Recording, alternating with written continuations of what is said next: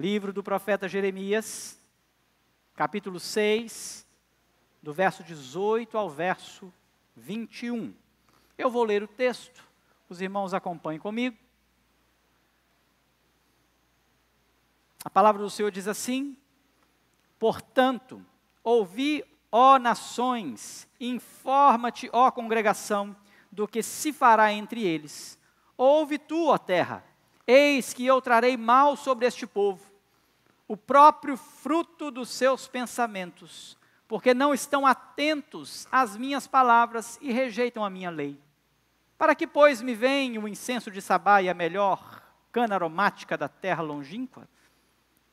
Os vossos holocaustos não me são aprazíveis, e os vossos sacrifícios não me agradam.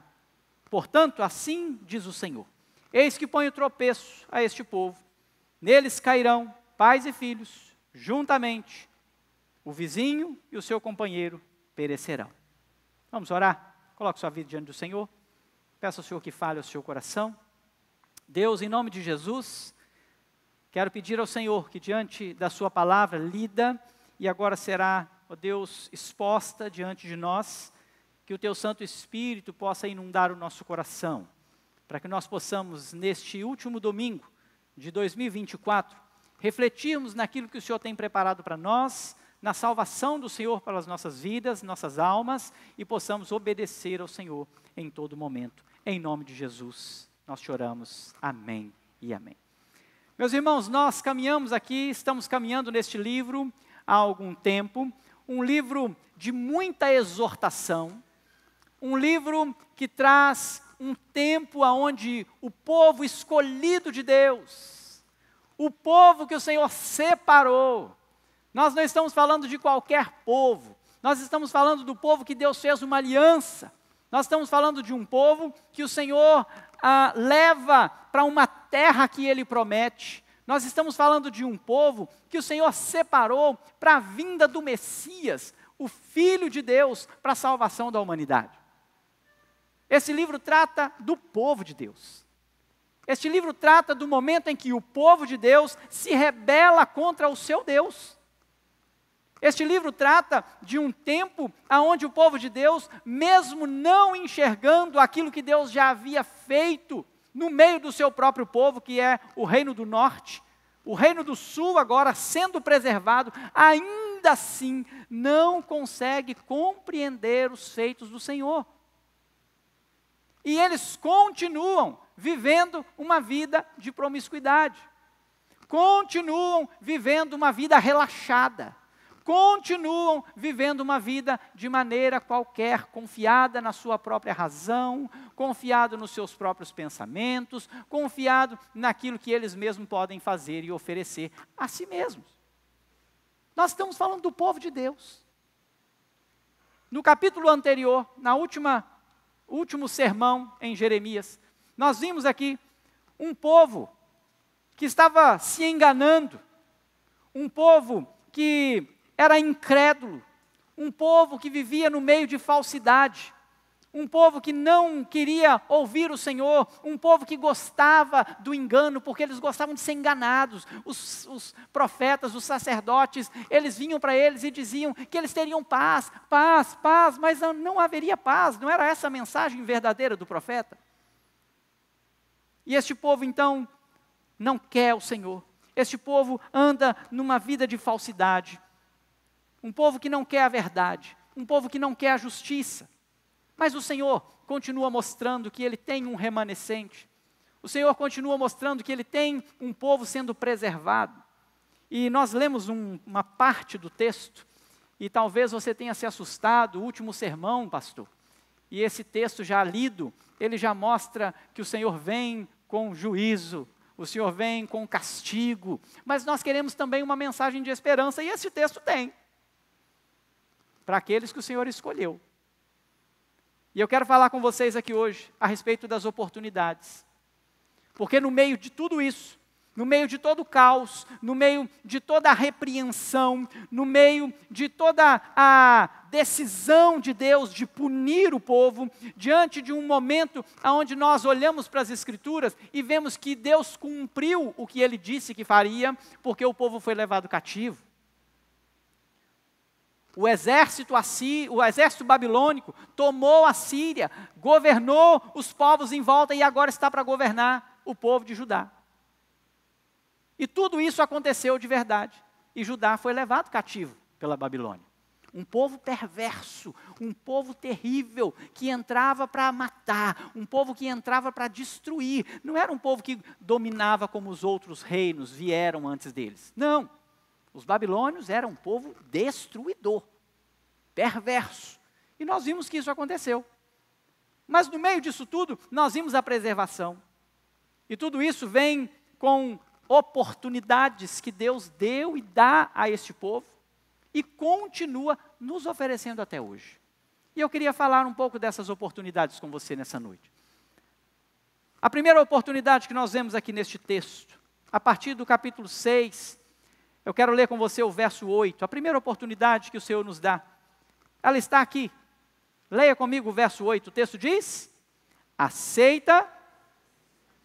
Vamos lá, todo mundo junto? Capítulo 6, verso 8. O texto diz: aceita a disciplina, ó Jerusalém, para que eu não me aparte de ti, para que eu não toque a assolação e terra não habitada. Primeira oportunidade que Deus nos dá. Aceite a disciplina.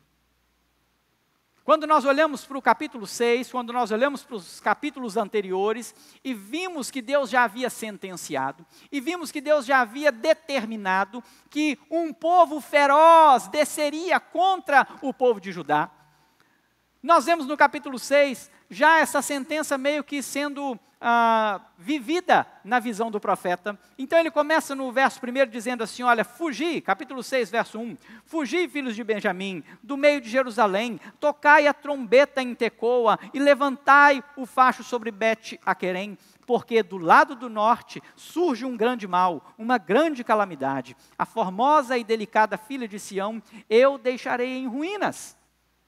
Contra ela virão pastores com seus rebanhos, levantarão suas tendas em redor, e cada um apacentará no seu devido lugar. Preparai a guerra contra ela, disponde-vos e subamos ao meio-dia. Observe que o Senhor já declarou, isso já acontecerá, isso já é um fato. O reino do sul já está pronto para ser tomado, para ser levado cativo. Os babilônios já tomaram as suas posturas, já desceram, e agora o Senhor disse, olha, é assim que vai acontecer. E aqui nós temos um lamento, mais uma vez, de Jeremias, onde ele diz, ai de nós, no verso 4, na segunda parte ele diz, ai de nós, que já declina o dia, já se vão estendendo as sombras da tarde. Jeremias está dizendo assim, já está acontecendo, o mal já está chegando. E o texto continua dizendo, disponde-vos, subamos de noite e destruamos os seus castelos, porque assim diz o Senhor dos Exércitos, cortai árvores e levantai tranqueiras contra Jerusalém. Esta é a cidade que há de ser punida. Só opressão há no meio dela. Aqui nós temos já uma declaração do Senhor dizendo assim, olha, podem entrar, entrem. Os historiadores dizem que em volta de Jerusalém, ou nas suas portas, na sua entrada, haviam árvores grandiosas. E o texto, ele está dizendo então que os babilônios, eles cortariam estas árvores e fariam acesso, porque Jerusalém era uma cidade fortificada. Jerusalém era uma cidade de grandes muros. Mas o Senhor deu ao inimigo até mesmo a estratégia para que ele pudesse entrar na cidade e tomar a cidade. Então o Senhor diz aos babilônios, cortem as árvores. Estão vendo essas árvores aí? Façam tranqueiras aí, façam pontes e subam e tomem a cidade. Isso é uma sentença de Deus para aquele povo. Isso é o castigo de Deus diante daquilo que o povo vivia, ou da maneira com que o povo se portava diante do Senhor. Ele diz, esta é a cidade. É como se o Senhor estivesse guiando os babilônios para que aquela cidade fosse tomada pelo seu poder, não pelo poder dos babilônios. Porque o nosso Deus, irmãos, Ele é um Deus que destrói exércitos sem que a gente tenha que pôr as mãos, amém? Vocês creem nisso? Mas o nosso Deus também é o Deus que pega o inimigo e coloca diante de nós e fala assim, destrua. Acabe. Quem dá a ordem ao inimigo é o Senhor. Não adianta nós fugirmos, não adianta nós corrermos. Aqui nós temos um texto dizendo, corram, fujam, toquem a trombeta, mas não há para onde ir. O inimigo vem. Quando o Senhor permite, quando o Senhor aciona, o Senhor dá até a estratégia para o inimigo. E o inimigo vem e toma, porque não é o poder do inimigo. O poder é de Deus. Nós temos um Deus que Ele estabelece os reis, mas Ele também destrona os reis. O nosso Deus governa. E esta é a cidade. E olha por quê, olha o verso 7, ele diz assim, olha, como o poço conserva fresca as suas águas, assim ela a sua malícia. Violência e estrago se ouvem nela. Enfermidade e feridas há diante de mim, continuamente. Diante deste quadro, o Senhor faz um convite. O Senhor diz para o povo de Judá, aceite a disciplina. Aceite a disciplina, para que eu não os destrua totalmente. Vocês precisam aceitar a disciplina, para que eu possa então entrar com misericórdia na vida de vocês, para que eu possa estender a minha mão misericordiosa e livrar vocês dos inimigos que eu mesmo permiti que entrasse. O maior problema da nossa geração é que nós estamos vivendo, principalmente esta geração, um povo indisciplinado. Um povo que não aceita a disciplina. Um povo que não pode ser corrigido. Irmãos, nós estamos com pais medindo palavra com os filhos. Os professores medem palavras com os seus alunos. Na igreja, no meio eclesiástico, a liderança, líderes, por exemplo, líderes de ministério, não têm autoridade sobre os seus liderados. Uma vez que o próprio conselho impõe as mãos e institui essa liderança como liderança dos ministérios, quando um líder de ministério fala alguma coisa, vira uma rebelião. Vira um negócio desastroso, porque as pessoas são indisciplinadas, não aceitam a disciplina. Elas não querem ser corrigidas, elas não querem que você diga para elas como ser conduzidas, elas não querem nem ser conduzidas. Quando essas pessoas precisam chegar diante da correção do conselho, então, isso é pior ainda. As pessoas fogem, elas não querem, elas não aceitam. E quando não aceitam, irmãos, elas são destruídas. O Senhor está chamando, aceite a disciplina. A disciplina. E quando eu olho para esse texto, eu me lembro de Davi, no capítulo 24 de 2 Samuel, a partir do verso 17, do verso 12 ao verso 17, nós temos um momento onde Davi, depois já no final da sua vida, de ter conquistado as guerras, de ter sido um grande rei, um grande conquistador, aquele moço é movido por Deus, lembre-se disso, a levantar um censo, a contar o povo. E aquilo se tornou um orgulho no seu coração. E é interessante porque o seu companheiro de guerra, Joabe, a qual Davi mandou fazer e levantar o censo, diz a ele, mas, Senhor, ó rei, nosso povo é tão grande. Olha em volta, olha, o nosso povo é numeroso. Para que o senhor quer fazer isso? Davi, ainda assim. Porque quem endurece o coração do homem, gente, é quem? O Senhor. E no livro das Crônicas você vai ver isso. Que ele foi conduzido pelo Senhor. E então o Senhor chega diante de Davi e diz assim, olha, eu vou te castigar. Você vai ser disciplinado. E o povo será disciplinado. E eu vou te dar 3 opções. O que você quer? Você quer cair nas mãos do inimigo? Você quer que eu te deixe nas mãos do inimigo? Você quer passar fome? Você quer que eu deixe fome? Ou você quer que eu envie peste por 3 dias? Aí Davi diz assim, olha, Senhor, eu prefiro cair na mão do Senhor. Porque o Senhor é compassivo. O Senhor é misericordioso. Não me deixe cair nas mãos dos homens. Se eles passassem fome, eles teriam que se submeter aos homens. Se eles estivessem diante dos inimigos, entregues pelo Senhor, eles teriam que se submeter aos inimigos. Davi então diz, não, eu estou diante do Senhor. E Davi aceita a disciplina. Irmãos, morreram muitas pessoas. Muitas pessoas morreram. Porque o nosso Deus é um Deus justo. E Ele precisa disciplinar. E a disciplina, segundo a palavra de Deus, ela possui num primeiro momento uma aparência de tristeza, de dor, de angústia, mas no final ela é proveitosa. A disciplina é sempre proveitosa. Quando você não disciplina o seu filho, você está causando mal para quem? Para quem? Seu filho. Pense nisso. Quando você deixa o seu filho fazer o que quer, é porque você já o entregou. Você já não se importa mais com ele. Agora, quando você corrige o seu filho, no primeiro momento ele gosta? Não gosta. Às vezes você tem que castigar com vara, às vezes é um castigo de tirar alguma coisa dele, às vezes é de não dar aquilo que talvez você teria prometido. Existem várias situações. Então, quando você diz, olha, castigo, primeira coisa que o menino vai fazer é não gostar, é emburrar, é chorar. Mas depois, qual que é o fim disso? O fim é proveitoso, sabe por quê? Porque na próxima vez que você disser a ele, não faça, foi por causa disso que você recebeu o castigo. O que vai acontecer? Ele vai te obedecer. É proveitoso.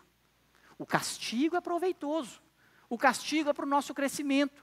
O pai corrige ao filho que ama, e o nosso Deus nos corrige, e o Senhor está corrigindo o povo de Israel, e o Senhor continua corrigindo o seu povo hoje, e o Senhor diz para mim e para você hoje, aceite a disciplina do Senhor. O Senhor tem nos corrigido por meio da sua palavra constantemente. Quando eu venho aqui no culto, irmãos, e eu já tive notícia de que semana passada, o presbítero Felipe também teve que fazer uma correção, porque nós chegamos no final do ano e as pessoas vão fazer o quê? Elas querem férias? Elas vão viajar? Mas eu já disse isso aqui anteriormente, viajar para onde? Para a Barra do Saí? Viajar para onde? Para Santa Teresa? Que viagem é essa? Que distância é essa? Vamos viajar de João Neiva? Porque nós temos irmãos aqui que moram em João Neiva. E eles frequentam esta igreja. Então, eu não posso considerar que uma pessoa que vai para um lugar nas proximidades, como João Neiva, Fundão, Barra do Saí, considere estar viajando. Eu não tenho condições de conceber isso. Aí nós disciplinamos o povo no seguinte sentido, em corrigir o povo, em dizer ao povo, o domingo é o dia do Senhor, irmãos.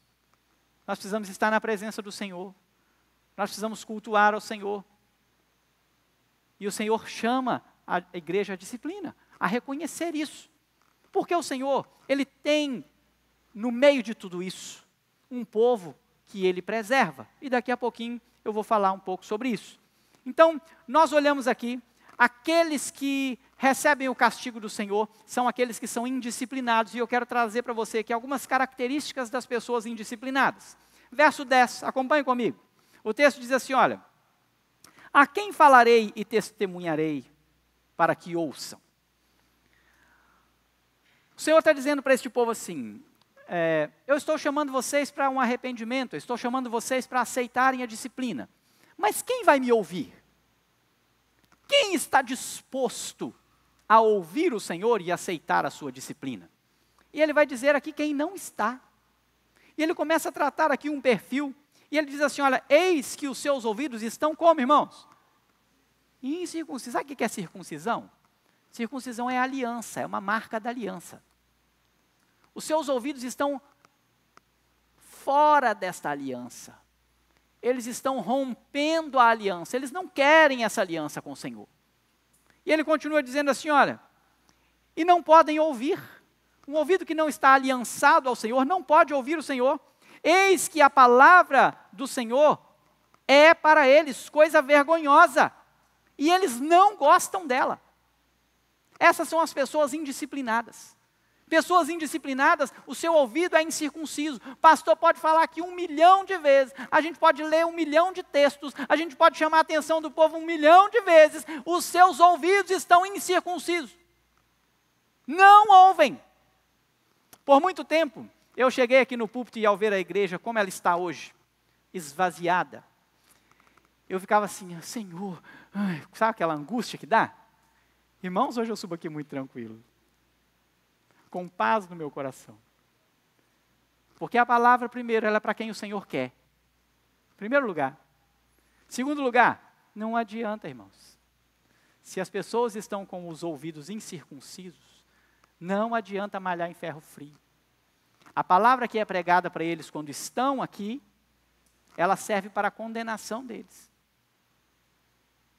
Talvez você está aqui hoje e não tenha sido ainda alguém ouvinte fiel da palavra, agradado da disciplina do Senhor.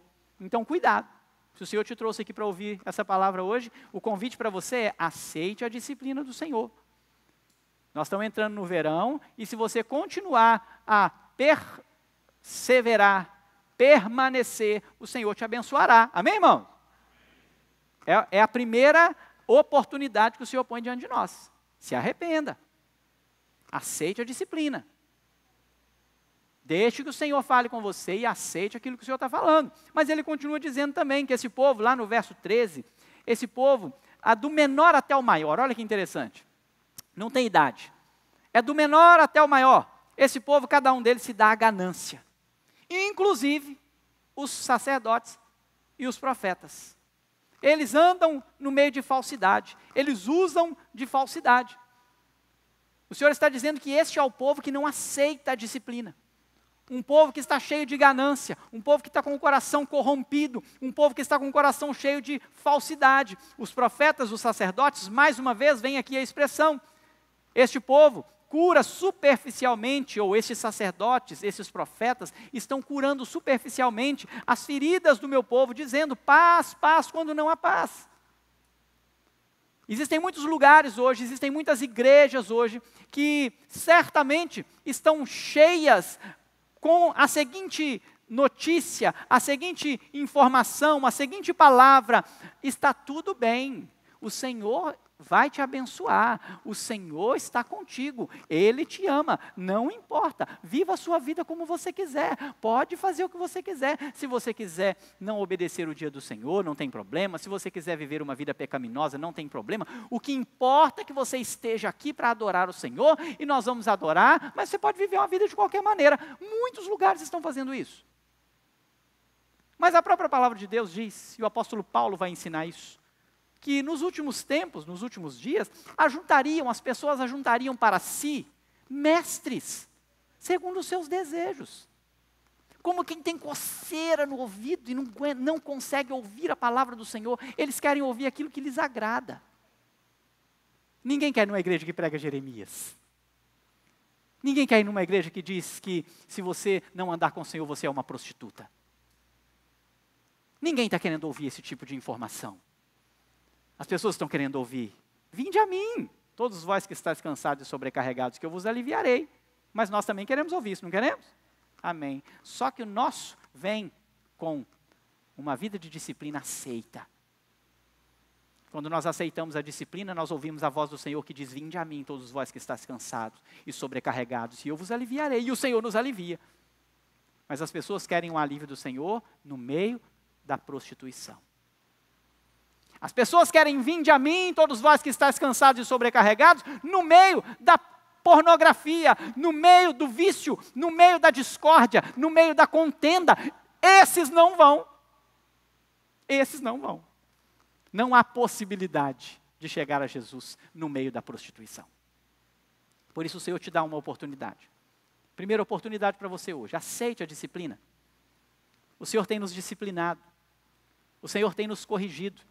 A cada vez que nós abrimos a Bíblia aqui neste púlpito e pregamos sobre o pecado que nos leva à morte, a viver uma vida perversa, nós temos que nos arrepender dele. O Senhor está nos disciplinando. O Senhor está nos corrigindo. Quando nós ouvimos que nós temos que mudar de vida.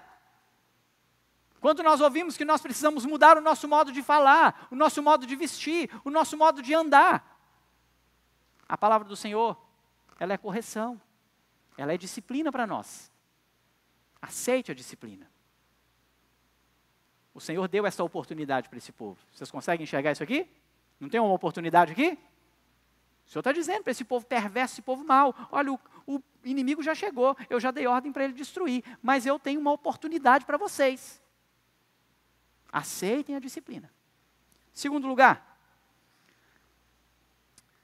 nós precisamos compreender o caminho e andar nele. Essa é a segunda oportunidade. Há um caminho e nós devemos andar nele. Está lá no verso 16. Eu quero que você leia comigo o verso 16. O texto diz: assim diz o Senhor, ponde-vos, perguntai,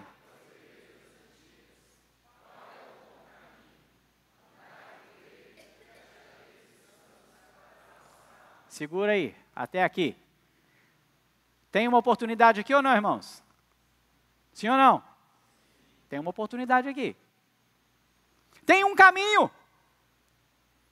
Tem um lugar.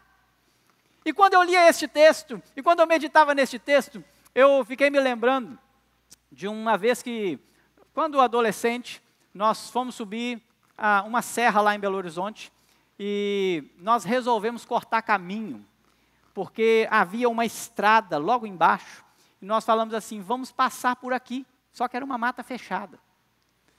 E nós resolvemos, nós estávamos umas 20 pessoas. E nós começamos a descer. E naquilo que nós entramos na mata fechada, que nós não vimos mais nada, a gente não sabia nem para onde ir mais, a gente só sabia que tinha que descer. Nisso, irmãos, o Parque das Mangabeiras tem todo um controle.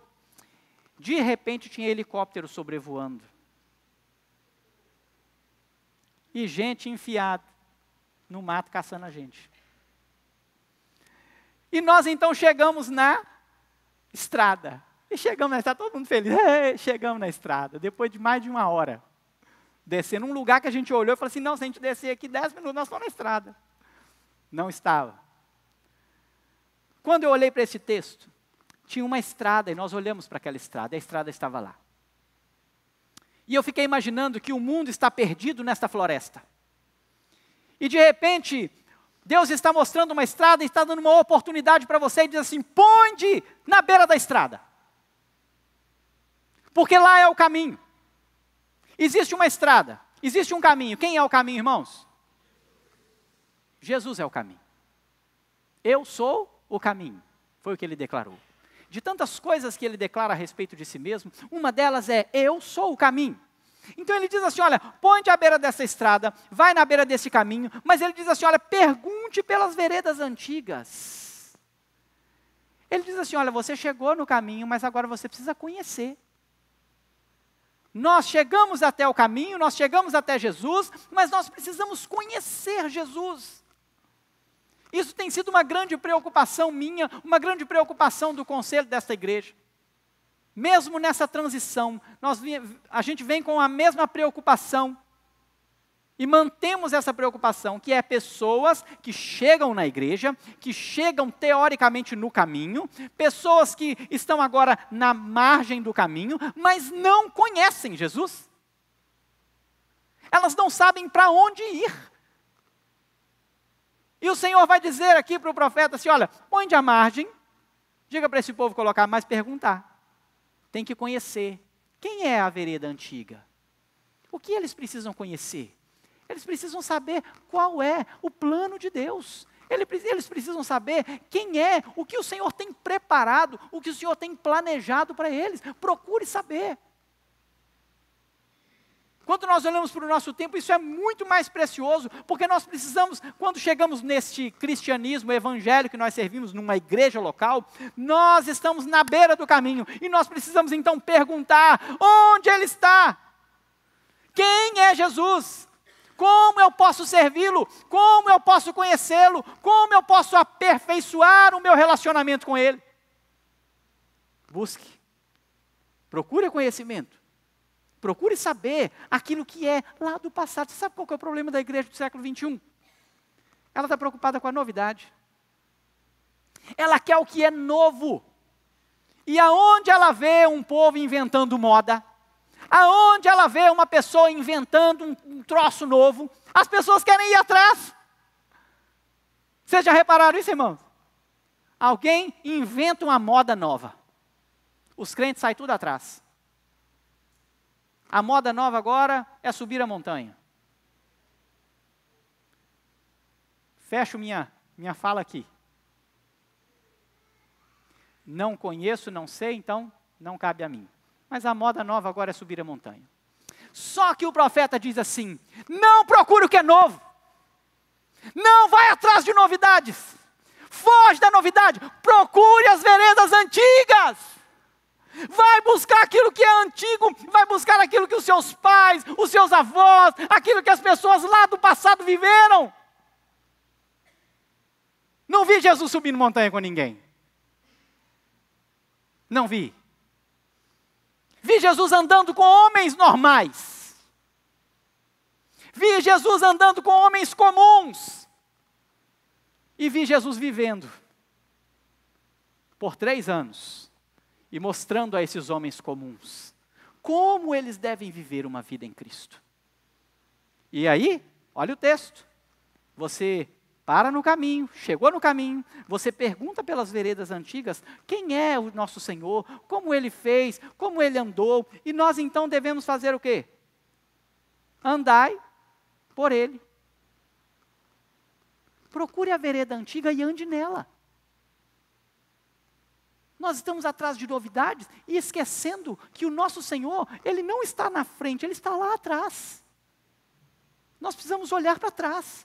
Nós precisamos olhar para Ele. Quando eu digo olhar para trás, é olhar para o que Ele fez por nós. Olhar para a obra de redenção e como Ele andou, para que nós então possamos andar como Ele. Mas nós estamos olhando para frente, para um bando de gente inventor de coisa, que está fazendo um monte de coisa em nome de Jesus, como se fosse algo de Jesus, e nós vamos para frente, olhando para essas pessoas, e esquecemos de buscar as veredas antigas. Foge da novidade, irmão. Tem uma oportunidade para você aqui hoje. Esqueça a novidade, porque aquilo que precisava ser feito por nós, já foi feito. Sabe qual é a vereda antiga? É o sacrifício de Cristo por nós. Você quer virar homem? Homem, macho, governar sua casa. Você quer ser um servo de Deus? Você quer ser um homem guerreiro na igreja, pronto para o trabalho da obra do Senhor? Você quer ser um homem fiel e verdadeiro? Vai caçar subir montanha não, meu irmão. Vai ver se eu estou ali na esquina. Vai buscar o Senhor. Vai conhecer Jesus. Vai saber o que Jesus fez por você e o que Ele ordenou que você fizesse. Busque as veredas antigas e você vai ser o homem que Deus quer que você seja. Busque pelas veredas antigas. Olhe para o Senhor e você vai deixar a sua vida pecaminosa de lado. Nós estamos querendo que os homens virem homens subindo montanhas. Nós precisamos fazer que os nossos homens sejam homens que andem em Cristo, que conheçam a Cristo, que saibam quem Cristo é. Ah, pastor, mas eles ensinam a Cristo para a gente também. Também? Nosso principal é Cristo. O nosso viver é Cristo, o nosso respirar é Cristo. Nós não precisamos de modelos para conhecer a Cristo, porque Cristo está aqui. Basta você procurá-lo. Basta você procurar conhecê-lo. Basta você saber como Ele quer que você ande e ande com Ele como Ele. Nós estamos olhando muitos modelos, irmãos, modelos furados, frustrados, modelos que se colocam nas mídias sociais, e nós estamos olhando para esses modelos e esquecendo de comparar esses modelos com Cristo. Nós estamos dizendo que homens da mídia são bons, mas nós não estamos comparando o que eles dizem com as Escrituras. Nós não estamos sendo bereanos. A igreja do século 21 tem ouvido homens na internet e dizendo assim, esses são bons. Antes de comparar, antes de verificar, antes de estabelecer se o que ele disse, se o que ele disse para você fazer, se a informação que ele deu confere com as Escrituras Sagradas. Está cheio de lição de moral na internet, irmão. Nós estamos precisando de lição de moral. Nós estamos precisando da vereda antiga. Nós estamos precisando de Jesus. Nós estamos precisando olhar para Cristo, Você, mulher, quer ser uma mulher cheia do poder de Deus? Quer ser a mulher de Provérbios? Você quer ser a mulher que edifica a sua casa? Você quer ser uma mulher que verdadeiramente honra o Senhor? Você quer ser uma mulher de verdade? Busque o Senhor. Vai no Senhor. Procure saber o que o Senhor fala sobre uma mulher verdadeira, que Ele criou. Só que sabe o que vai acontecer? É tão interessante porque se você observar, eles não podem ouvir a palavra, como lemos no verso 10, e a palavra do Senhor é coisa vergonhosa, eles não gostam dela. Queria que você prestasse bastante atenção nisso. Porque você, mulher que está aqui hoje, se você não é uma mulher com o seu coração circuncidado, com o seu ouvido circuncidado, o que a Bíblia tem a dizer para você, você não vai gostar. Você prefere o que a internet tem para dizer para você. Porque o que a internet tem para dizer para você não está aqui. Não foi assim que o Senhor Jesus ensinou. O Senhor Jesus não colocou mulheres para serem empoderadas. O Senhor Jesus não disse que mulheres teriam que governar suas casas. A palavra do Senhor em nenhum momento diz que a mulher tem que assumir o governo da igreja. A mulher, na palavra de Deus, é uma mulher auxiliadora, que anda com o seu marido, que é companheira, que pode fazer e tem toda a possibilidade, porque tudo que você, mulher, pode fazer, Deus te concedeu. E vocês são muito mais inteligentes que nós homens, muito mais espertas que nós. Vocês têm muito mais capacidade do que nós, eu tenho plena certeza disso. Por isso, vocês são auxiliadoras e não governantas. Porque Deus deu essa capacidade para vocês, para que vocês nos auxiliem. Agora pense comigo, se você não tem um homem que anda em Cristo, se você tem um homem que precisa subir montanha para virar homem, o que a mulher desse homem vai fazer? Ela vai governar. Ela vai ter que fazer. Porque eu estou precisando levar um homem para subir a montanha para virar homem. Irmãos, volte à vereda antiga. Volte à palavra do Senhor, que o homem vai encontrar o seu lugar. E a mulher vai encontrar o seu lugar. E a sua casa será uma casa de bênção, amém, irmão? A sua casa será uma casa de prosperidade, a sua casa será uma casa de vida e não de morte. Terceiro e último lugar. O Senhor nos dá sinais. Primeira oportunidade. Aceite a disciplina. Segunda oportunidade. Encontre o caminho. Esse caminho existe. Ande nele. Ande no caminho. O Senhor está dando oportunidade. Se você encontrar o caminho, você achará descanso para a vossa alma.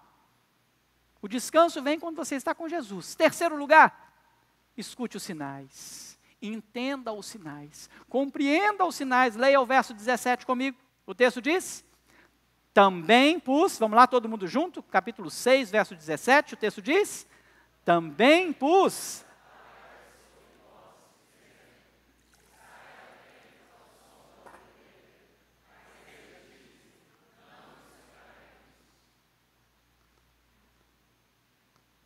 O Senhor disse assim: ande no caminho. Eles disseram o quê? Não andaremos. O Senhor está dizendo assim: eu vou mandar sinais para vocês e eu vou tocar trombetas para que vocês compreendam então o que eu estou fazendo. E eles dizem o quê? Não escutaremos. O Senhor tem nos dado sinais. Se tem uma coisa preciosa no cristianismo, são os sinais. Quando nós olhamos para o início da criação, Deus dá um sinal. O sinal é assim: Adão, você pode comer de tudo, mas tem uma árvore ali no meio do jardim que você não pode comer. E ele deu o sinal. O dia que você comer, o que vai acontecer? Certamente morrerá. Mas Adão fez exatamente isso. O Senhor disse para ele, ele disse assim: não escuto. Pronto. Não estou afim, vou comer. O Senhor continua dando os seus sinais. E o Senhor Jesus então vai na vida de Abraão, de Isaac e Jacó ser manifesto por meio de aliança. Nós precisamos começar a enxergar Jesus no Antigo Testamento, irmãos. O Antigo Testamento ele está recheado da pessoa de Cristo. E então nós temos Deus fazendo uma aliança com Abraão, revelando Cristo. E essa aliança é a própria circuncisão. O Senhor continua fazendo aliança, e Ele então chama Moisés, e Ele começa a dar sinais a Moisés, e diz, Moisés, agora eu quero ser adorado dessa e dessa maneira. E você precisa oferecer sacrifícios, assim, assim, assim. E o povo precisa viver dessa e dessa forma. A circuncisão é um sinal. Mas vocês não podem fazer aliança com outros povos, a aliança é minha com vocês, é exclusiva, sede santos porque eu sou santo. É exclusividade. O Senhor então vai nos dando sinais. Mas quando você olha para este texto, quando você olha para este tempo, nenhum sinal que Deus deu, o povo quis ouvir. Deus diz para o povo assim, estou mandando o inimigo, se arrependam. Não, nós não estamos nem aí. Vocês são prostitutas, parem de prostituir. O inimigo está descendo e o povo está se vestindo de prostituta para prostituir com o inimigo. Aí Deus vira para o povo e fala assim, por que vocês estão vestindo de prostituta se esse inimigo vem destruir vocês? O povo não entendeu. O povo não quis ouvir o sinal. O povo estava se vestindo de prostituta, pensando que se prostituiria com a nova nação que agora os governaria. E o Senhor diz para eles assim, eles vêm para destruir vocês. Crianças, homens, mulheres, velhos, jovens, idosos, todos serão destruídos. Vocês estão enganados. O Senhor vai dando sinais, até que o Senhor começa a ser muito claro com eles. O Senhor fala assim, olha, já está vindo, já saiu, já desceu. Você pode ler os capítulos anteriores, que depois você vai conseguir enxergar isso aí. Eles já vieram, já saíram, já começaram a dominar, e agora vão entrar por aqui. E o povo está fazendo o quê? Não te ouço, Senhor. Para nós isso não faz a mínima diferença. Agora, quando nós olhamos para o nosso tempo, quando nós olhamos para o Novo Testamento, qual é a mensagem, qual é o sinal do Novo Testamento? É o fim. O Senhor diz assim, olha, o Senhor Jesus, quando esteve na terra, os evangelhos, Mateus, Marcos, Lucas e João, irmãos, são os livros mais escatológicos que eu conheço. Quando você fala de escatologia, você vai ler o quê? Qual o livro que você quer ler quando você fala de escatologia? E quem falou que escatologia só tem em Apocalipse? A maior escatologia está nos evangelhos. Você nunca vai compreender Apocalipse se você não compreender os evangelhos. O Senhor Jesus começa a estabelecer o seu reino. Os evangelhos sinóticos, Mateus, Marcos e Lucas, Ele está mostrando o seu reino. E Ele está o tempo todo dando sinais e mostrando quem pode entrar no reino. Será que você nunca viu isso? Vamos ter que começar 2025 mostrando quem pode e quem não pode entrar no reino? É isso que nós vamos ter que fazer? Porque o Senhor Jesus é muito claro. E Ele vai dizer que nem todo que diz Senhor, Senhor entrará no reino dos céus. Quando o Senhor Jesus vai propor a parábola do rico e do Lázaro, Ele faz algo muito interessante, porque o rico vai para o inferno. Tem um inferno lá, gente. O rico foi para o inferno. Mas ninguém acredita. Mas o Senhor Jesus disse, ele foi para o inferno. E o Lázaro foi para o céu. E aí o rico começa a pedir a Deus, né?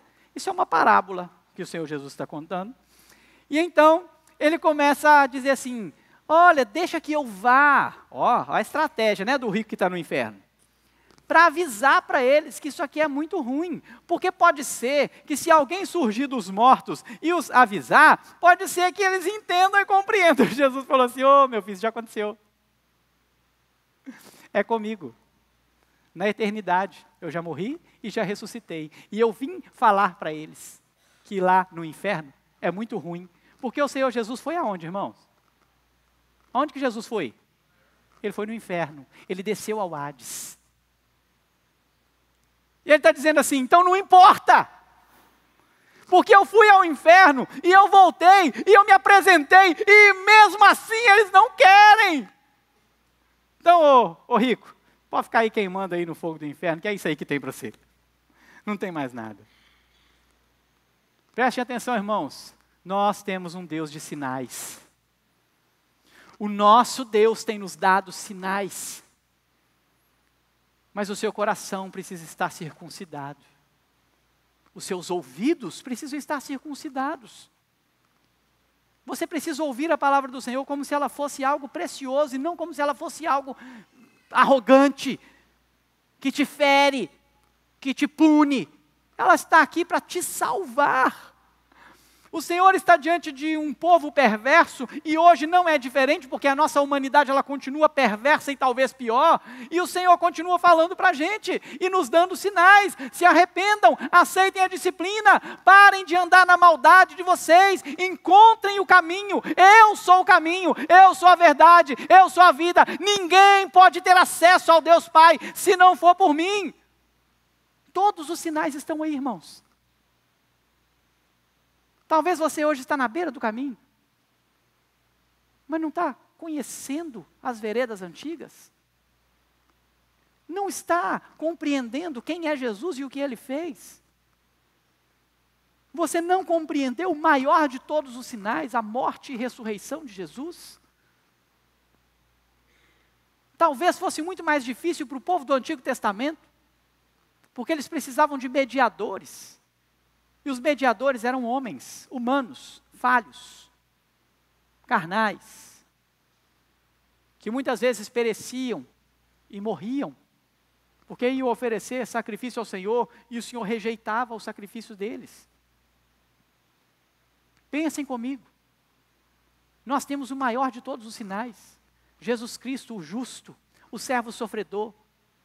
Ele veio a este mundo, Ele morreu por nós, Ele morreu para pagar a sua dívida, Ele foi ao inferno, Ele viu e ele foi cumprido nele todas as coisas, o desejo de Deus. O Senhor agradou moê-lo, fazendo enfermar. Ele experimentou o inferno por mim e por você, todo o sofrimento do inferno, mas Ele venceu o inferno, Ele venceu a morte, Ele ressuscitou para que eu e você, uma vez conhecendo as veredas antigas, pudéssemos então ter acesso àquilo que nos é futuro e já é garantido. O céu não é uma novidade. O céu é uma promessa que está nas veredas antigas. O céu é algo prometido por Jesus. Não se turbe o vosso coração. Credes em Deus? Crede também em mim. Na casa de meu pai há o quê, irmãos? Se não fosse assim, eu tinha dito para vocês. Jesus é muito claro. Se não tivesse céu, eu tinha falado para vocês, mas tem. E eu estou indo. E eu estou indo fazer o quê? Eu estou indo preparar um lugar. Eu estou indo preparar um lugar para você. Mas aí Jesus vai ter uma conversa com Nicodemos, e ele vai falar assim com Nicodemos: ô Nicodemos, mas para entrar lá, é necessário fazer o quê? Nascer de novo. Nicodemos ainda tão cego, tão surdo, tão incrédulo, ouvidos incircuncisos, diz para Jesus assim: mas por acaso teria como eu voltar ao ventre da minha mãe? E o Senhor Jesus vai dizer para ele: ô Nicodemos, você está enganado. É necessário nascer da água e do Espírito. É necessário você reconhecer Jesus, o Filho de Deus. É necessário você andar nele. É necessário você viver para Ele. Conhecer e prosseguir em conhecê-lo. Irmãos, e o profeta, ele termina aqui, no texto que lemos, mostrando que este povo que tem rejeitado o Senhor, que tem perdido as oportunidades, eles têm prestado o pior culto que se pode oferecer. Eles estão ainda tentando prestar cultos. Torno a dizer, como eu disse aqui na introdução, este texto é um texto para a igreja. Esse texto, ele é para Judá. Esse texto é para o povo de Deus. Esse texto são para pessoas que teoricamente já deveriam conhecê-lo. E o Senhor está dizendo para este povo: vocês estão me oferecendo culto que eu desprezo. Ele vai dizer aqui, olha, no verso 20, de que serve esses incensos aí de Sabá? Vocês estão trazendo o melhor do incenso. Nós não fazemos isso mais hoje.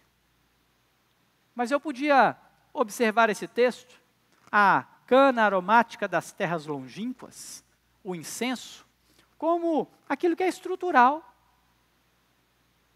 De que serve um templo lindo como esse? De que serve? Instrumentos, som, refrigeração, bancos acolchoados, músicos excepcionais, líderes de ministério capazes. Para que serve isso?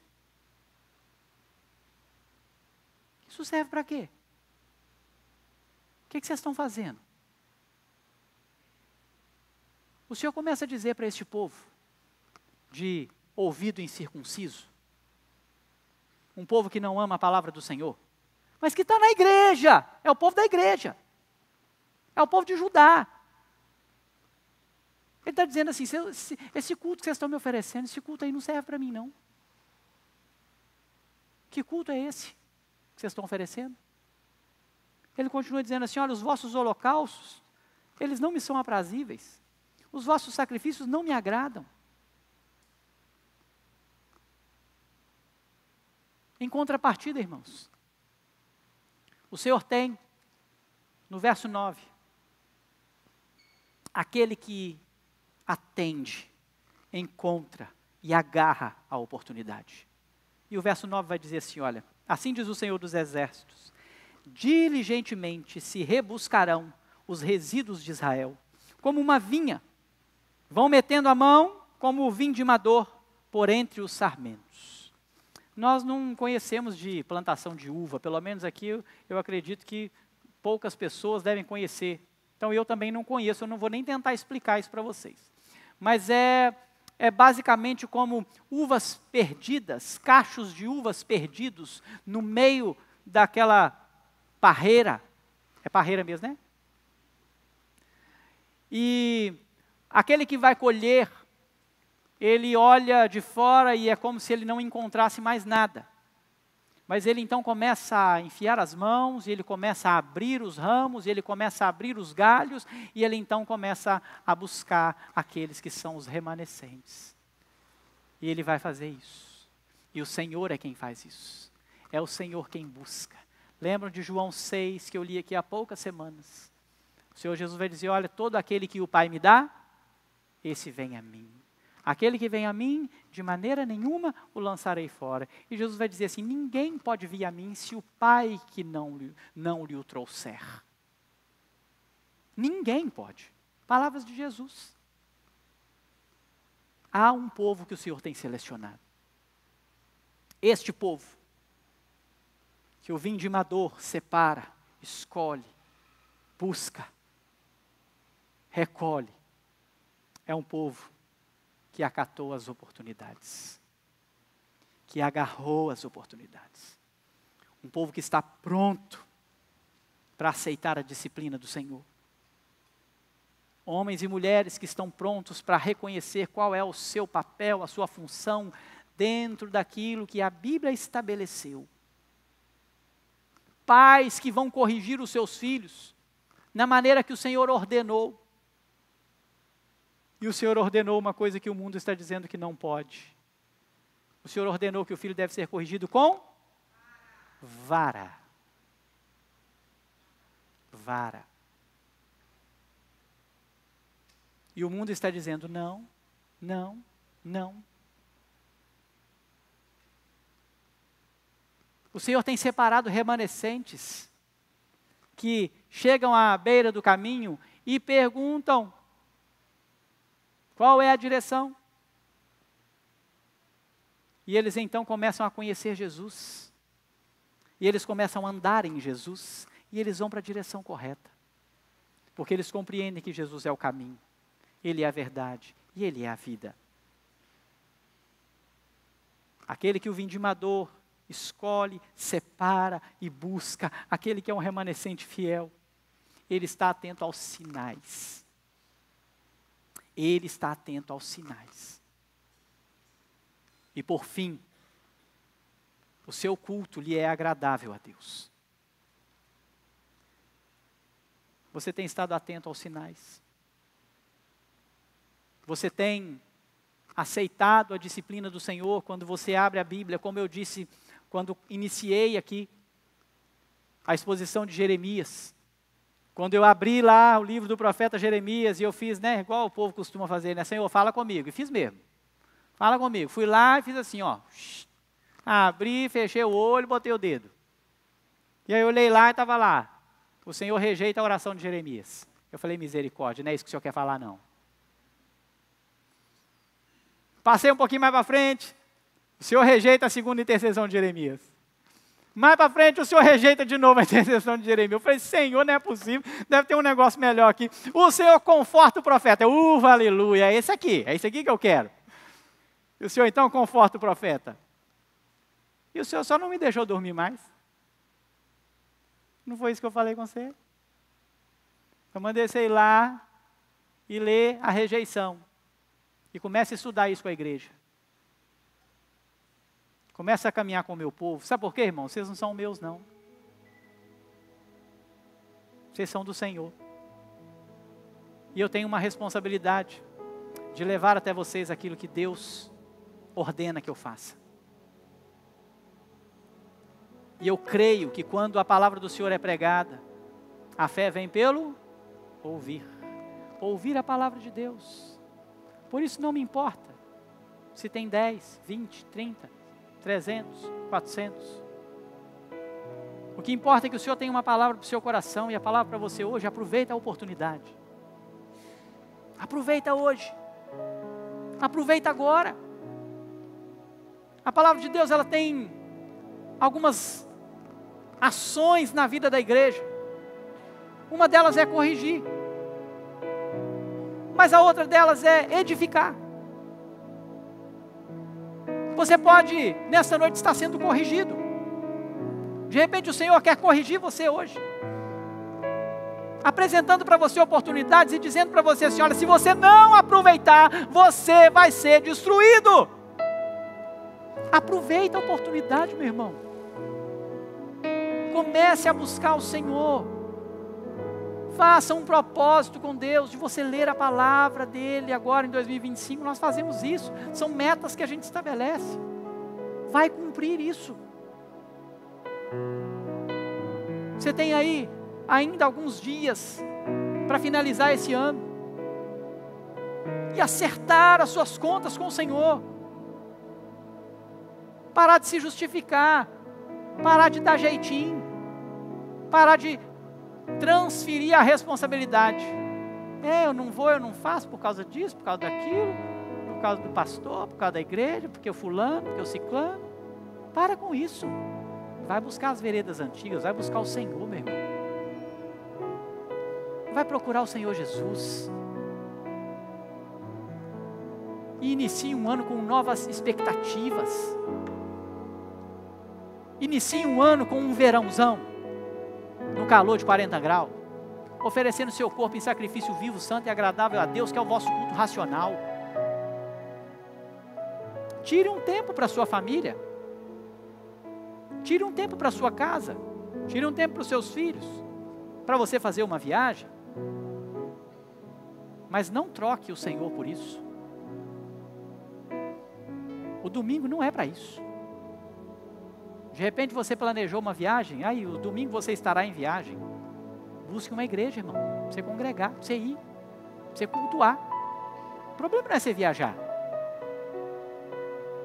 O problema é você me fazer uma afirmação aqui agora, que quando você viaja, você vai na igreja. Quando você está lá na viagem, na praia, no domingão, você passou o domingão na praia. E você fala assim, não pastor, eu vou para a escola dominical, depois eu vou para a praia, e depois eu volto lá no culto à noite, porque o domingo é do Senhor. Cuidado para você não inverter as coisas. A oportunidade que Deus deu de você viajar, a oportunidade que você tem de passear, de estar com sua família, de reunir. É o Senhor que deu. O dinheiro que você tem foi Ele que pôs na sua mão. A saúde que você tem vem dEle.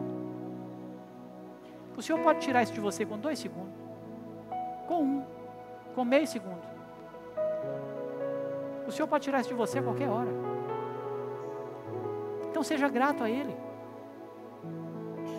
Comece um ano de maneira diferente. Comece um ano olhando para as veredas antigas e pare de buscar aquilo que é novidade. Pare de ficar fuçando novidade na internet. Vai buscar o Senhor. Esse é o livro antigo que você precisa buscar. Essa é a vereda antiga que você precisa procurar.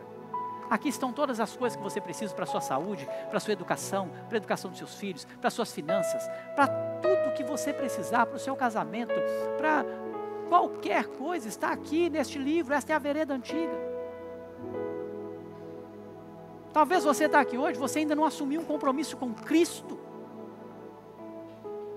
de ser alguém fiel ao Senhor, e se tornar membro da comunidade cristã, que é uma responsabilidade sua. E o Senhor te chama para isso hoje, fala assim: olha meu filho, muda, se arrepende, aceita a disciplina, mas tem que mudar de vida, gente. Esta igreja não vai receber você, se você viver uma vida pecaminosa, se não houver mudança na sua vida. Eu falo em nome do conselho aqui, com toda a autoridade de Deus. Nós não queremos, nós não vamos. Se a gente tiver que passar aqui 1 ano, 2 anos, 3 anos, sem receber nós não vamos receber não. Porque quando eu venho aqui receber você, eu assumo uma responsabilidade sobre a sua vida. Quando nós recebemos você, vocês fazem aqui uma pública profissão de fé, vocês assumem compromissos. Um deles é ser dizimista fiel. A pessoa dificilmente é dizimista fiel antes de ser recebido na igreja. Aí, você quer que depois que ela seja recebida, ela faça o quê? Seja dizimista fiel? É assim, irmão? A gente tem que ser primeiro. As pessoas vivem uma vida promíscua, de festa, de balada, de prazeres, e primeira coisa que a pessoa não faz, ela não é assídua aos trabalhos da igreja. Nós vamos receber? Porque o conselho reúne com ela e fala assim: olha aqui, você vai fazer uma promessa de ser assídua na igreja. A pessoa nunca foi, então quer dizer que a partir de agora ela vai ser? Não é mágica não, irmãos. Recebimento de crente não é mágica não. Deus está te dando uma oportunidade aqui hoje de aceitar a correção, a disciplina. Deus está te dando a oportunidade aqui hoje de conhecer Jesus, e nós estamos apresentando Jesus. E você andar nele. O Senhor está dando a oportunidade de você ouvir a palavra dele, e ao invés de fazer como o povo de Judá, rejeitar, não gostar, Ele está dando a oportunidade de você aceitar e receber no seu coração a palavra da verdade e viver para ela. Não tem coisa pior para um pastor, para um conselho, ter que ficar repreendendo o crente. Não tem coisa pior. Mas o erro começa na gente, quando a gente recebe o crente, quando a gente recebe essa pessoa que não está apta para cumprir aquilo que ela vai prometer. Esse é um problema. Eu não quero ser, irmãos, e eu não vou ser um profeta da paz quando não há paz. Não vou ser, não espere isso de mim. Não há paz, não há paz. Aquilo que está errado, está errado. O preço disso é uma batalha muito grande. Mas lá na frente, ano que vem, nós ainda vamos ver Jeremias sendo lançado no poço. Esse é o preço da verdade. Esse é o preço da verdade. E o Senhor te chama hoje a aproveitar a oportunidade e pagar o preço da verdade. Feche seus olhos. Coloque sua vida diante do Senhor. Coloque-se de pé. O Senhor trouxe você aqui hoje para assumir um compromisso de mudança de vida, de arrependimento. E você tem duas opções aqui agora. Dizer como o povo disse: não, não quero. Não, não aceito. Não, não vou ouvir. Não, não estou afim. Essa pode ser a sua opção hoje. Mas você pode hoje dizer: sim, Senhor. Eu aceito, Senhor, a disciplina. Eu aceito, Senhor. Eu sei que eu preciso mudar. Eu sei que a minha conduta está errada diante do Senhor. Eu sei que eu tenho envergonhado o Senhor. Aí é você que tem que reconhecer o que você está fazendo. Como é que sua vida está andando.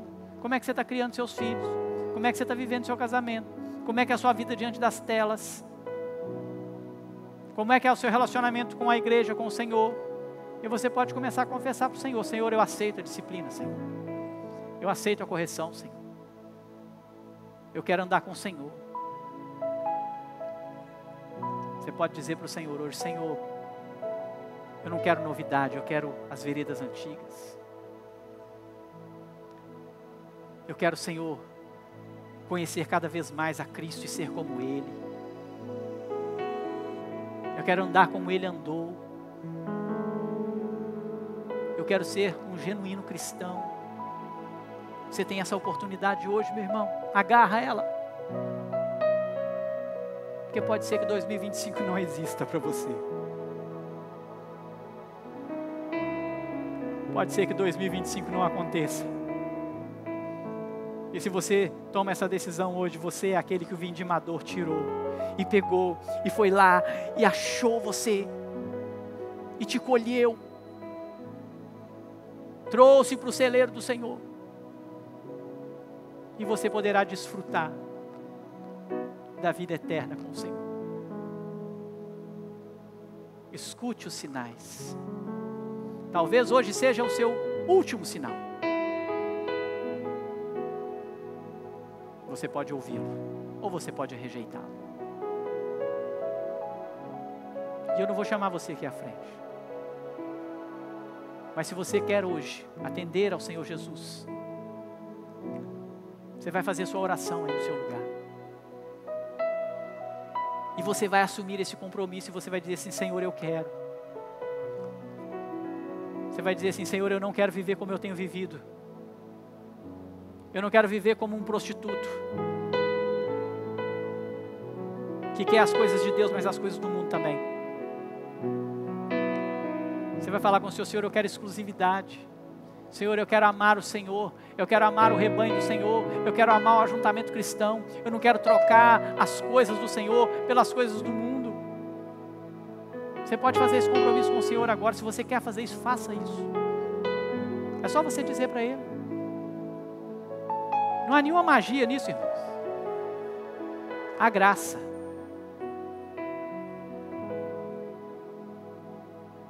Se com seu coração crer e com sua boca confessar que Jesus é o Senhor, você será salvo. Faça isso hoje.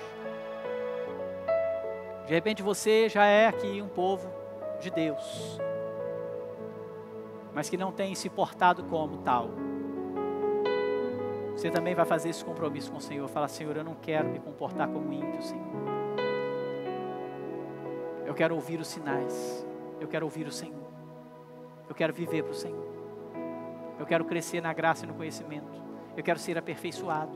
Eu quero ser melhorado. E você pode assumir esse compromisso com Cristo. Eu quero ser submisso à sua palavra em primeiro lugar. As minhas lideranças, consequentemente. Enquanto estas estiverem de acordo com a sua palavra. E você será um homem, uma mulher, um jovem, uma criança, um idoso, um adolescente, cheio do poder de Deus, para transformar vidas neste século. Creia nisso. Deus, em nome de Jesus, está aqui o teu povo, neste último domingo deste ano, que o Senhor preparou para nós. Que o Senhor abra os nossos ouvidos. Que o nosso coração esteja hoje aberto como uma terra fértil para a sua palavra. Para sabermos que estamos sim numa batalha, numa guerra, mas que nós precisamos aceitar do Senhor a disciplina.